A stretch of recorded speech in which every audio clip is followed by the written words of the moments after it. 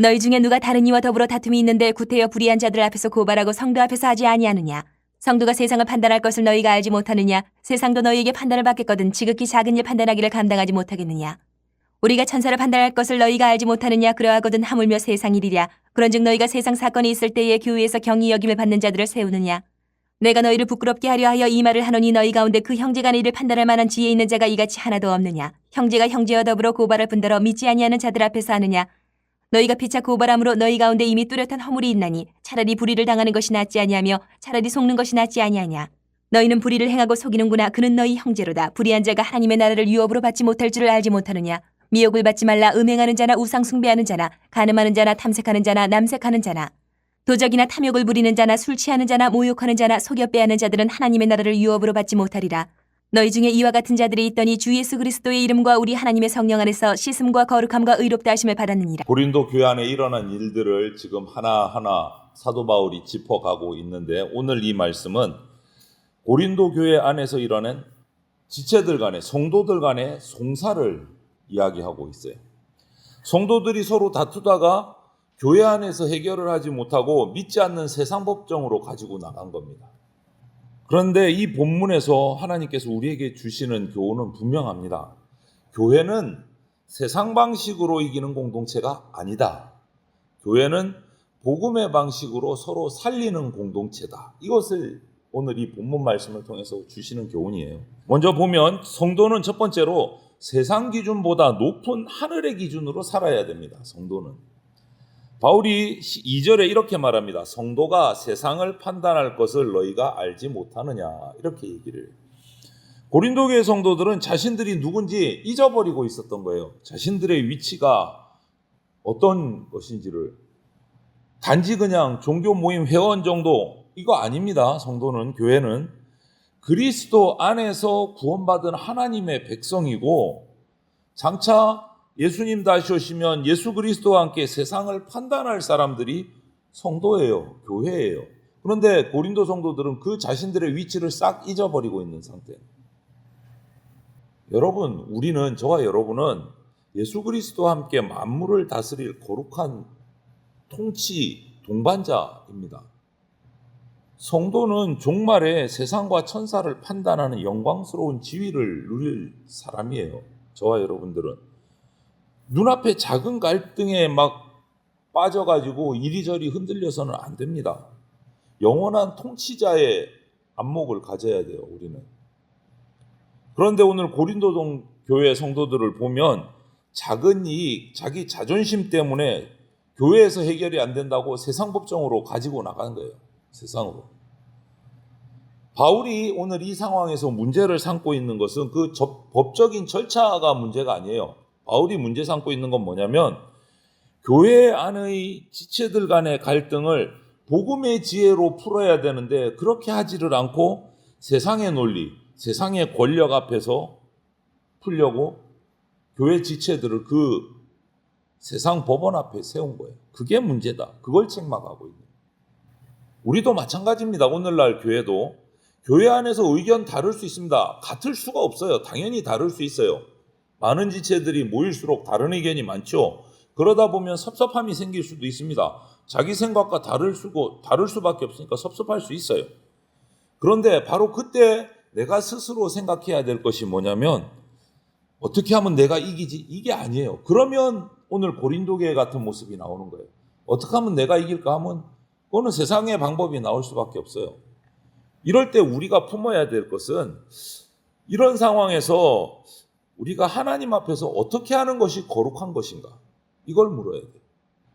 우리 교회 공동체가 바로 서는 길이 무엇일까? 이거를 물어야 돼요. 어떻게 하면 내가 이길까를 묻는 게 아니다. 세상의 법은요, 최소한의 도덕적인 질서를 지키도록 하는 것이 세상의 법이에요. 복음의 법, 하늘나라의 법은요, 최대한의 사랑을 얘기하는 것이 하늘나라의 법이에요. 우리는 그 큰 법을 가지고 문제를 해결해야 돼요. 어떻게 하면 하나님 앞에서 거룩할 건가? 어떻게 하면 하나님 앞에서 우리 교회가 바로 설 수 있는가? 그거를 고민해야 돼요. 두 번째로, 우리 성도는 차라리 손해를 감수하더라도 복음의 영광을 지켜야 되는 거예요. 복음의 영광을 지켜야 돼요. 오늘 7절에서 바울이 강하게 말합니다. 차라리 불의를 당하는 것이 낫지 아니하며 차라리 속는 것이 낫지 않느냐. 이 말이 뭡니까? 복음의 영광을 지키기 위해서 그냥 불의를 당하는 것이 낫다. 속임 당하는 것이 낫다. 이것은 죄악을 방치해라, 피해 당한 사람을 그냥 모른 척해라 이런 뜻이 아니에요. 이 말씀의 핵심은 지체를 이기기 위해서 복음의 영광을 잃어버리는 태도, 이런 거 가지면 안 된다라는 거예요. 고린도 교회 성도들은 서로 손해보지 않으려고 자존심 싸움을 하고 세상 법정까지 나갔어요. 그런데 바울의 눈에는 이미 세상 법정에 나가서 싸워서 어느 한편이 이겼다, 그게 이긴 게 아니다라는 거예요. 전부 다 지금 손해봤다. 나가는 순간, 세상 법정으로 나가는 순간 다 손해다. 이게 무슨 말이냐면 서로 고발하는 순간 교회의 사랑은 벌써 무너져 버렸고 복음의 증언은 벌써 그냥 훼손돼 버렸다 이 뜻이에요. 누가 이기든 간에 교회는 무너졌다. 지극히 작은 일 하나 양보하지 못하고 세상 법정에 고소해서 이기려는 이 모습은요, 이미 교회 안에 사랑이 없다라는 것을 세상에다가 그냥 선포한 게 되는 거예요. 교회는 누가 이겨도 교회는 무너진 거예요. 우리는 주님 앞에서, 이 말씀 앞에서 우리를, 나 스스로를 살펴야 돼요. 나는 손해보는 거 너무 싫어하지 않는가? 내 자존심 조금 다치는 거, 그거 견디지 못해가지고 분란을 만들고 있지는 않는가? 작은 나의 이익 지키려다가 하나님의 영광을 가려버리지는 않는가? 그런 차원에서 바울이 말하는 거예요. 그렇게 될 것 같으면 아예 손해보는 게 낫다. 그냥 알면서도 속는 게 낫다. 이 말하는 거예요. 여러분, 예수님이 그러셨어요. 우리 보고 억지로 하라는 거 아니에요. 예수님은 우리를 구원하시려고 가장 큰 손해를 감수하셨어요. 뭡니까? 죄 없으신 예수님이 죄인 취급 받으셨고 의로우신 분이 불의한 자의 자리처럼 십자가에 달려서 죽기까지 하셨어요. 가장 큰 손해를 보신 거예요. 세상을 이기시는 분이 세상에 졌어요. 복음은 이처럼 사랑 때문에 자신을 낮추는 자가 진짜 강한 자다 얘기하고 있는 거예요. 그리고 예수님이 이 땅에 오셔서 그 본을 직접 보여주셨어요. 우리에게 말로만 하라고 하신 것이 아니라 이렇게 하는 거야, 나처럼 해 라고 보여주셨어요. 바울은 그 얘기를 지금 또 하고 있는 거예요. 고린도 교회 성도들에게, 그리고 우리 교회 성도들에게. 교회는 불의를 덮으면 안 됩니다. 죄는 죄라고 말해야 되고 약한 자를 보호해야 합니다. 하지만 개인의 인간적인 자존심과 이익 때문에 지체를 무너뜨리는 싸움이라면 예수님 우리에게 말씀하십니다. 차라리 손해봐라. 복음의 영광을 지켜라. 손해보고. 그렇게 얘기하시는 거예요. 한 가지 더, 성도는 씻음받고 거룩하게 된 하나님 나라의 상속자입니다. 성도는, 저와 여러분은. 그래서 바울은 9절에서부터 보면 불의한 자들이 하나님 나라를 유업으로 받지 못한다라고 말하면서 그 자세한 목록들을 얘기를 해요. 음행, 우상숭배, 간음, 탐욕, 술취함, 모욕, 속여, 빼앗음 등등등등 여러 죄의 목록들을 쭉 제시를 합니다. 그리고는 이어서 11절에 뭐라고 말합니까? 너희 중에 이와 같은 자들이 있더니 라고 했어요. 이게 무슨 말이에요? 고린도 교회 성도들의 과거가 전부 다 여기 다 걸려있다. 다 죄인이다 이 말이에요. 너희들 다 이랬잖아 얘기하는 거예요. 다 이랬잖아. 그런데 거기서 끝나지 않아요. 고린도 교회 성도들의 과거가 그랬는데 복음은 거기서 끝나지 않습니다. 11절 뒤로 넘어가면 하반절에 주 예수 그리스도의 이름과 우리 하나님의 성령 안에서 씻음과 거룩함과 의롭다 하심을 받았느니라. 앞에 부분은 고린도 교회 성도들의 과거였다면 지금 11절 뒷부분의 이 말씀은 성도의 현재 상태예요. 현재 상태. 과거에는 불의한 자, 죄인이었지만 이제는 씻음받은 자 되었다. 그거 왜 기억하지 않느냐 이 말이에요. 과거에는 탐욕과 분쟁의 방식으로 서로 경쟁하고 다투고 그렇게 살았지만 이제는 성령 안에서 하나님의 사랑으로, 성령으로 깨끗이 씻음받고 거룩한 사람이 됐다.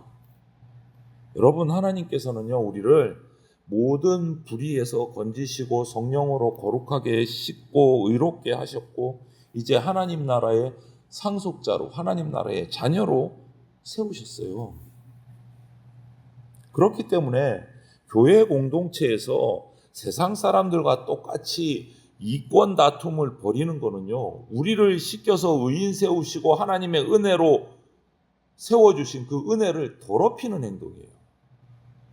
우리는 과거로 돌아가면 안 됩니다. 과거로 돌아갈 수가 없어요. 이런 더러운 과거로 돌아갈 수가 없는 거예요. 왜? 주님께서 우리를 씻기셨기 때문에 돌아갈 수 없어요.